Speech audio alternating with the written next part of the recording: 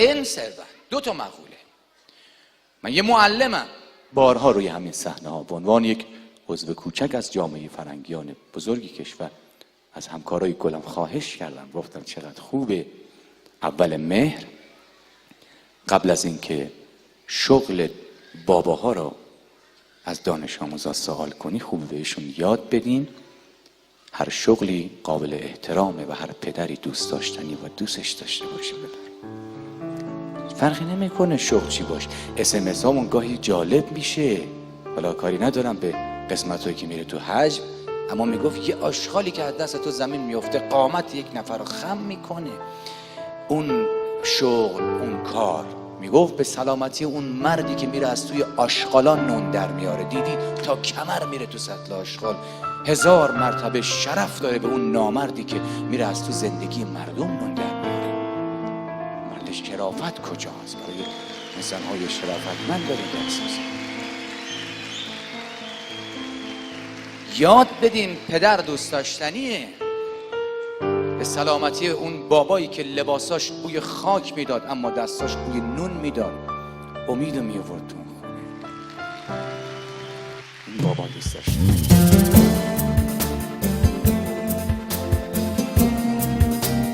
مسواک بزنه بعد بره سراغ یخچال. یه چیز چرب و شیرین هم میخوره، صبح دهنش بو فاضلاب. نباید بخوری دیگه. که فقط یه ایرانی میتونه حین رانندگی و یا حتی سر نماز جواب SMS رو بده. جواب خدا داره تشهد میخونه، اشهد ان میزنه اوکی. اوکی کجا؟ نماز تو بخون، اونو بعداً جواب بده. عجیب غریب این لجبازیامون یکی دوتا نیست، خدا میدونه. یه ایرانی میتونه شامپوی همومش تموم شد توش آب بریزه، یه ما دیگه آب کف استفاده میکنه. چقدر مغرور به ثروت.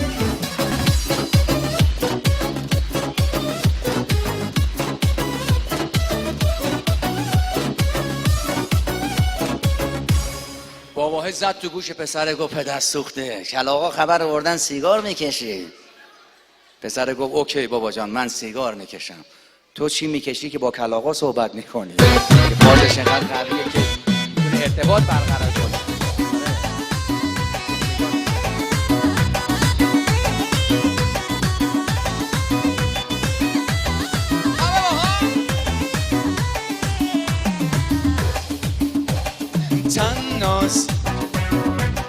تناس بفرمایین بالا. خیلی سریع صمیمی میشیم با هم دیگه.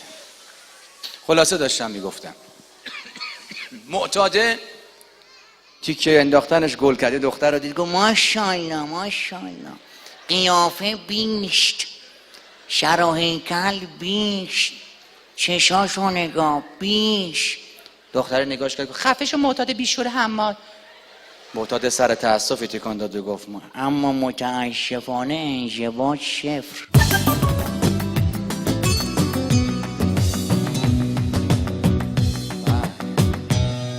دخترها و پسرها خیلی فرق میکنن. شما نگاه کنید در تفاوت دخترها و پسرها. 2 تا دختر به هم میرسن چجوری لاو میتره کنن واسه هم. سلام عزیزم، چقدر خوشگل و ماه شدی، انشالله همیشه جوون و خوشگل بمونی. بعد که از هم جدا میشن پشت سر هم نگاه، این کجاش خوشگل بود، همه جاش هم عمله.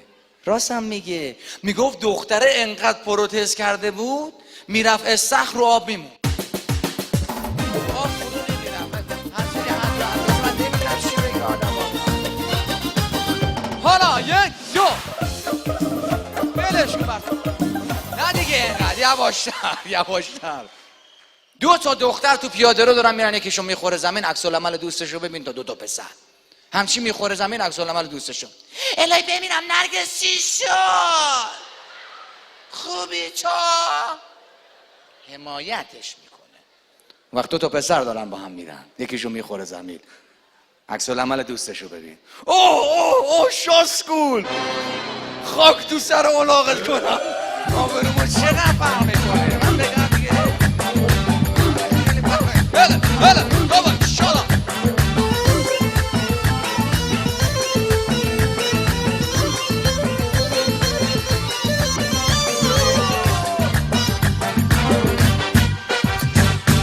دو 3 ساله که چشام دنبالته، ببین چقدر لجبازی بدون آهنگم دیگه دست میزنی. بله. آقای بصیری میگفت یه قانون نانوشته وجود داره در خصوص دخترها. میگفت دختر هر چقدر که زشتره صداش نازتره.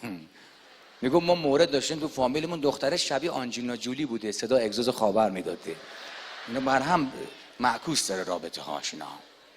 اخیراً هم که این پسرای ناقلا رفتن از کلیپس دخترها سوژه درست کردن که نمیدونم رفیق بی کلیپس مادر.